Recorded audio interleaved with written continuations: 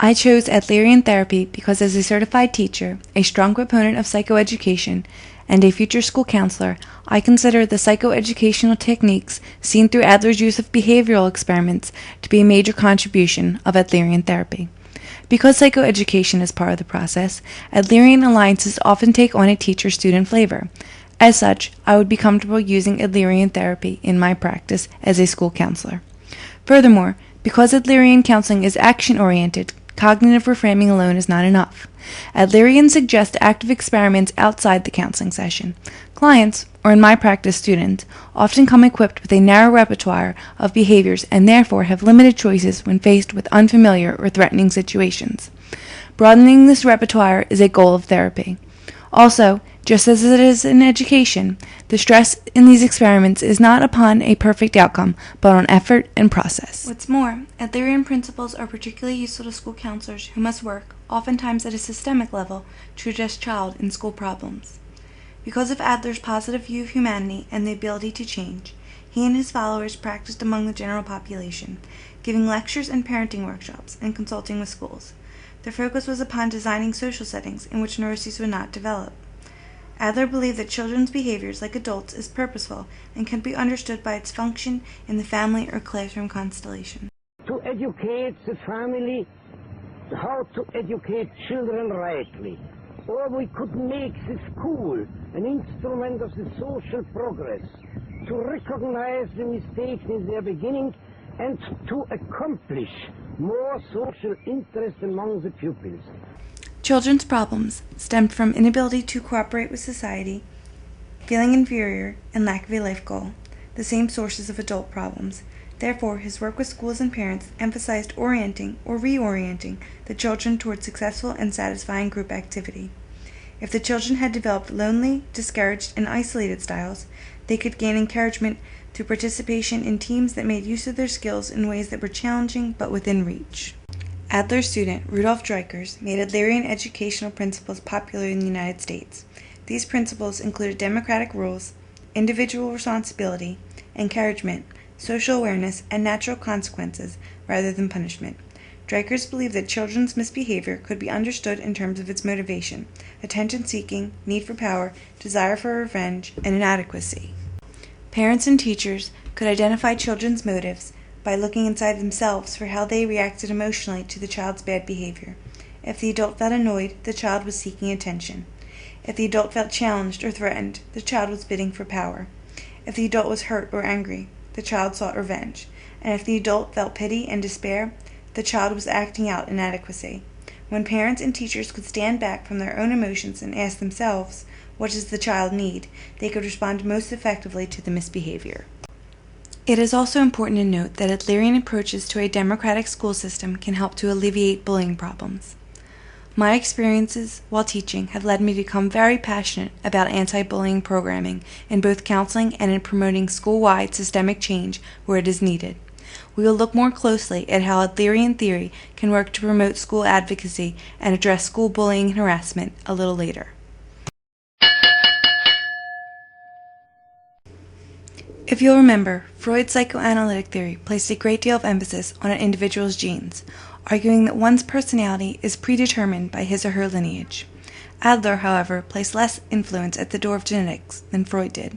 Instead, Adler focused on the needs and functioning of the individual. Adler labeled his theory individual psychology. The emphasis was on the word individual, a mark of breaking away from Freud's point of view. Adler thought that Freud lumped everyone together unreasonably, given Freud's belief that we are all motivated in the same way, spending our lives fending off anxiety, successfully or not, mostly in ways we are not aware of, and that we all have the same sources of anxiety, determined by id impulses and superego demands. Adler, in naming his theory, wanted to stress that people can be better understood as integrated individuals. Each individual has a social history that fashions his or her personality in a unique way, and personality is thus a complete whole. As such, his theory is a holistic one, a theory that takes each person as unified rather than as a collection of symptoms, or as a battlefield where psychic structures struggle with each other. In the clip you are about to see from Gabrielle Muccino's The Pursuit of Happiness, Will Smith's character at first exhibits a Freudian perspective, one which focuses on genetics and predetermination, as he discusses his son's wish to quote-unquote go pro as a basketball player. He tells his son, "You'll probably be as good as I was. That's the way it works, you know, and I was below average, so you'll probably ultimately rank somewhere around there." Listen, however, as he switches to an Adlerian view of human nature, emphasizing, just as Adler did, freedom of choice, personal responsibility, and the depth of human potential. Okay. All right, then we're going to go sell a bone density scanner. How about that? You want to do that? No. Hey, Dad, I'm going pro.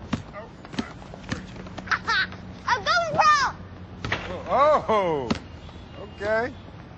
Yeah, I don't know. You'll probably be about as good as I was. That's kind of the way it works, and I was below average. So you'll probably ultimately rank somewhere around there, so you'll excel at a lot of things, just not this. I don't want you out here shooting this ball around all day and night, all right? All right. Okay? All right, go ahead.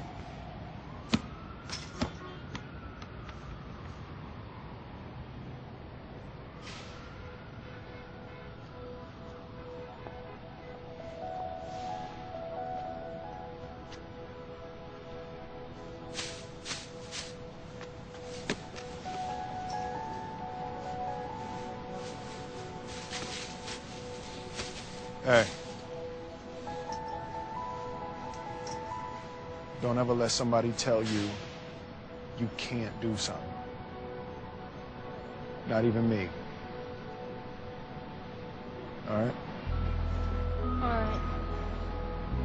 You got a dream, you got to protect it. People can't do something themselves. They want to tell you you can't do it.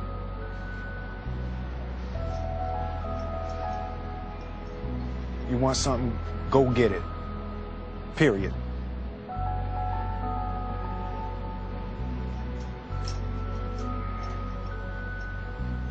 Let's go. The Adlerian basics are mutual respect, choice, responsibility, consequences, and belonging. According to Adlerian theory, human beings are social beings and have an insatiable goal to belong, to find a place in society. Children's choices and actions taken may be based on faulty assumptions about themselves and life. Their behavior may appear inappropriate as they attempt to find significance. Their behavior is purposeful. Humans are biased in their perceptions of the world. Children are sensitive to the social atmosphere they are engaged in and will perform early experiments with it, seeking what they want. Goals are created from this trial and error. Children draw general conclusions early on about the best way to face situations and problems. And children strive for superiority in order to overcompensate for feelings of inferiority. According to an article entitled Applying Adlerian Theory to Educational Settings, authors Pryor and Tollerud state that, in order to create a non-threatening, democratic, bully-resistant atmosphere, school counselors must remember the following 3 points. 1. School counselors need to help children develop a positive lifestyle and social interest. 2. The goal is establishing a positive self-esteem. And 3. Children can learn advanced social skills when given the opportunity to belong to a group. They must also keep in mind that collaboration between students and counselors, students and educators, and students is extremely important for valuing cooperation and not competition. To address a bullying problem, Adlerian school counselors must remember that misbehavior is usually the stem for counseling assistance. Knowing what the motivation behind self-defeating behaviors is can help counselors and educators better handle these situations. Misbehavior is the student's choice to fulfill a need. School counselors and teachers should help modify the child's motivation rather than focusing on changing the child's behavior. Adlerian therapists tailor their practices with the understanding that humans are social beings and focuses on the motivations behind behavior rather than on the behavior itself. Adlerian therapy values the client as a unique individual and examines the client holistically. Also, for school counselors, research suggests that Adlerian therapy offers empirically based guidelines for its use in educational settings and presents collaboration as a remedy to help address systemic problems such as school bullying and harassment.